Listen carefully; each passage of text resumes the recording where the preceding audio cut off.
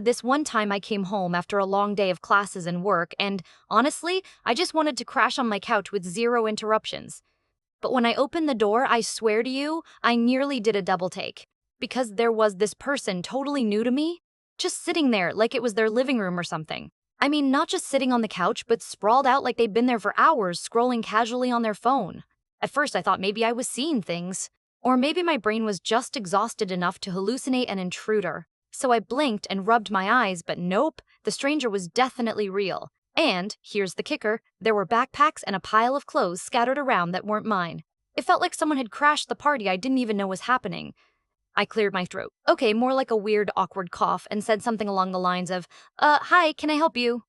But instead of jumping up or looking startled, this person just gave me the kind of calm, I belong here smile that instantly made my brain go into a weird panic like, wait, who even let you in?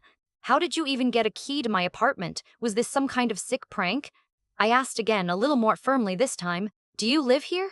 Because last I checked, this was my place. And that's when things got even stranger. The person nodded like this was the most normal thing to say and said, yeah, I'm Jamie. I'm your new roommate. And I just stood there, mouth slightly open, trying to process it all because, no, I had no clue Jamie existed until this minute. So yeah, that was the moment my peaceful solo life in this tiny apartment completely shifted. And honestly, it was the start of a whole mess I never saw coming. So yeah, after standing there with my mouth hanging open like some kind of slow-mo cartoon, I finally managed to say, wait, roommate? I thought this was a one-bedroom I was renting alone? Because honestly, that's what the lease said. I mean, sure, rent's brutal in the city. That's why I had been seriously considering finding a roommate to split costs, but I hadn't actually signed up for anyone showing up unannounced and acting like they owned the place. Jamie just shrugged, this really casual kind of shrug that almost felt rehearsed, like, yeah, I showed up. And then there was this little gleam in their eye as if they knew something I didn't, which, naturally freaked me out even more. So eventually, after the initial shock, I sat down with Alex, my best friend who's been my go-to for life's what the heck is happening moments. I was expecting him to be all sympathetic and ready to help me kick this random invader out. But nope. When I explained what happened, he just raised an eyebrow and said, well, you did say you wanted a roommate, maybe it's a sign. Like, thanks for the pep talk, dude. Alex took one look at Jamie when I dragged him over for a meet and greet later that night because I figured if Jamie was living here, we might as well get to know each other, and whispered, there's something off. Like that person doesn't just randomly show up with zero warning. I couldn't argue with him. Jamie's vibe was weird. Not in an ominous way exactly, but more like watching a cat try to act casual around a dog. Jamie was overly chill, almost too chill.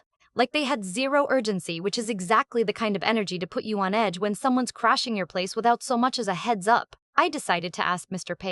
Patel, the landlord who's basically the crustiest, grumpiest guy in the neighborhood but somehow tolerates me because I pay rent on time. I called him up expecting a tirade for breaking lease terms or something. Instead, his response was this vague, Jamie, huh? Well, let's just say I didn't exactly approve, but sometimes things happen. Things happen? I'm telling you, that was less helpful than a flat tire during a rainstorm. But here's the kicker. Mr. Patel didn't slap a formal eviction notice on Jamie or call the cops. It was like he knew something or someone and was just letting it slide. So, I was stuck. My quiet little life replaced by this mystery roommate whose presence made me feel unsettled, but I couldn't quite figure out why. Jamie never volunteered where they worked or studied.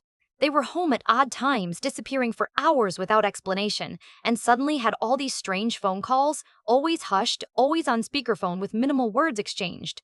I thought maybe it was my imagination, or that I was just being paranoid after the surprise entrance. But every day, some new little thing cropped up, tugging at this sense that Jamie's story wasn't as straightforward as they let on. I tried teasing it out, casually bringing up their plans, the sudden move, how they actually got in, but Jamie's answers were always, just slippery enough to keep me guessing. To Alex? Oh, he was all in detective mode, poking around, asking Jamie awkwardly direct questions, trying to connect dots that at that point barely seemed to exist. He joked that Jamie was like one of those puzzles with missing pieces, but there was this nagging feeling neither of us could shake. Maybe I was overthinking it. Or maybe, deep down, I was just hoping Jamie would settle in and this weird surprise would start feeling like home. But honestly, the whole thing was like a riddle wrapped in an enigma, and I was stuck right in the middle of trying to figure out who exactly my unexpected new roommate was. At first, Jamie's quirks were just odd enough to laugh off. Like, they had this habit of rearranging the furniture at night. Not just normal tidying up, but like, suddenly the couch was angled differently or the chairs swapped places without saying a word. I'd wake up confused, thinking, wait, which way was the couch supposed to face again? I mean, I liked a little change in my life, but this was some stealth interior design that no one asked for. Then came the phone calls. I tried to ignore them at first because, hey, everyone needs privacy.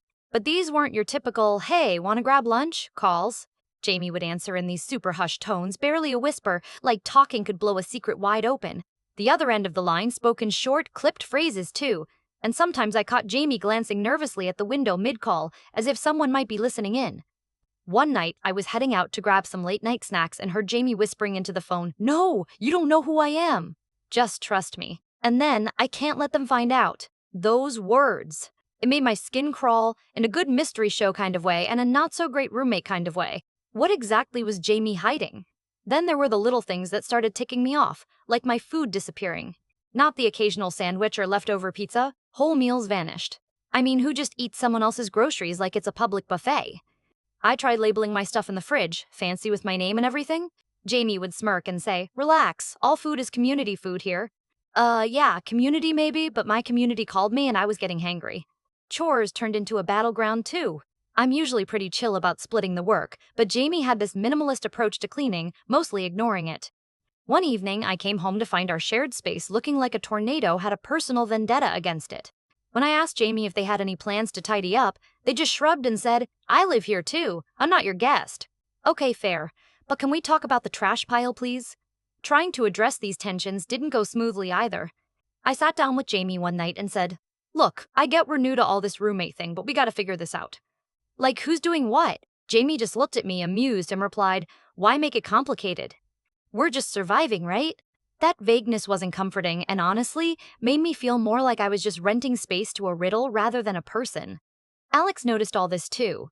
One afternoon, after I vented about the disappearing food and the ghost chores, he took a quick side eye at Jamie and said, "You know, there's definitely more to Jamie than just some laid-back oddball." So he started his own little investigation. Nothing creepy, mostly just chatting Jamie up, dropping casual questions, and trying to trip them up a bit. One time, Alex cornered Jamie in the hallway and dangled, "So, what's your deal? College? Work? Secret superpowers?"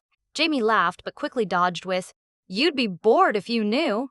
That's when Alex looked at me like we'd stumbled onto a secret mission. Neither of us knew what to make of it. I began piecing together small clues. I noticed Jamie getting mail that wasn't in their name, strange visitors who only stayed for minutes, and even, weirdly, a locked box that Jamie kept hidden in their backpack. The whole scenario felt less like a roommate story and more like a spy movie with me trapped in an ill-fitting role as the confused sidekick. Despite it all, there were moments when Jamie was almost normal. Like when they'd share a quiet laugh with Alex over some dumb joke, or when they made a mean cup of coffee that actually helped me get through my mornings. It was weird because for all the mystery and frustration, I started to think there was some kind of method to this madness, or maybe some pain behind the calm. But the tension kept building. One evening, after an especially frustrating day of missing my favorite snacks and stepping over piles of mess, I confronted Jamie again, hoping for at least a little honesty. "Look, I'm not trying to be the grumpy roommate, but this whole secretive act, it's wearing me down. Can we just be straight? What's going on?" Jamie just looked at me for a long moment, then softly said, "Maybe I'm not the roommate you thought I'd be." And with that, the weird detachment cracked, revealing something vulnerable beneath. For the first time, I wondered if Jamie wasn't running from something bigger, something that explained the late-night phone calls, the mysterious visitors, the mess, and the silence. Alex started urging me to be patient, saying sometimes people have invisible battles, but it was hard not feeling like my home was turning into some kind of secret battlefield. Every day was a new bit of the puzzle, and I was stuck somewhere between frustration and curiosity. What was Jamie really? And what had brought them crashing into my life and apartment without warning? I wasn't sure where the line between roommate troubles and real secrets lay, but it was getting harder to ignore the feeling that Jamie's story was only half told. And maybe, just maybe, I was about to find out the other half sooner than I wanted to. I guess what threw me off the most wasn't just that Jamie moved in with zero warning. It was the whole curtain finally lifting on why. One night, after Jamie had been quiet for hours, no phone calls, no furtive glances at the window, I decided to just ask, flat out, "Jamie, seriously, what's the deal? Why the sudden move? Not just the money stuff, something else, right?" Jamie looked at me, and for a second, it felt like I was finally getting a real look at the person behind the odd habits and whispered phone calls. They took a deep breath, kind of like someone holding back a long story, and then said, "I didn't exactly plan to show up like this." I had to get out. Fast. Back home, things got messy. Real messy. That cracked open door was all it took. Jamie told me about this intense situation with their family, the kind you don't just throw around casually over pizza crust and bad coffee. Something about escalating fights, needing a safe spot, and honestly not knowing where else to turn. They'd called Mr. Patel the landlord, desperate and out of options. Apparently, Mr. Sufer.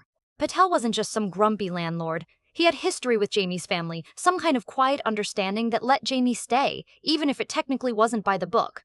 Hearing that flipped my whole perspective.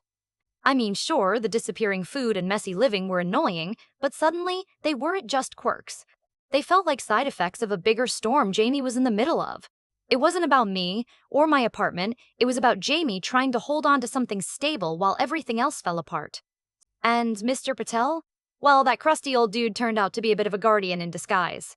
Behind the gruff voice was someone who'd cut Jamie a break because he knew what it meant to be caught between tough choices with no good way out. He even dropped by one afternoon and caught me off guard saying, "Kid, sometimes life throws curveballs." Jamie needed a place. I'm not sweating the rules here. That kind of honest grumpiness was oddly comforting. From that day on, things didn't transform into a perfect sitcom roommate scenario. No way. There were still strange nights, odd phone calls, and furniture that moved just when I'd gotten used to its spot. But the tension shifted to something softer, a quiet understanding. I started leaving food notes like, "Help yourself, but maybe ask first." And Jamie chipped in more on chores, not because I demanded it, but because I think they started to realize this apartment wasn't just a hiding spot, but a fragile kind of home. Alex, ever the skeptic, nodded when I told him the whole story. Well, that explains the mystery, I guess. Human problems wrapped in mystery roommate theatrics. And yeah, mystery wasn't wrong. Jamie was still a puzzle. Some pieces dark, some scarred, but all pieces that made sense when you stopped trying to force them into neat boxes. Looking back, this whole unexpected roommate disaster taught me something about trust. Not the simple kind you give out freely, but the complicated kind you build slowly, even when you're irritated, suspicious, and just downright tired. Jamie's arrival wasn't the peace-shattering event I thought it was. It was a messy, awkward invitation to see someone else's real life up close, chaotic as it was. So, yeah. My quiet solo apartment life was over, but in its place, something unpredictable and, weirdly, worth figuring out. Maybe, just maybe, this surprise roommate wasn't the problem, but the beginning of something I never knew I needed.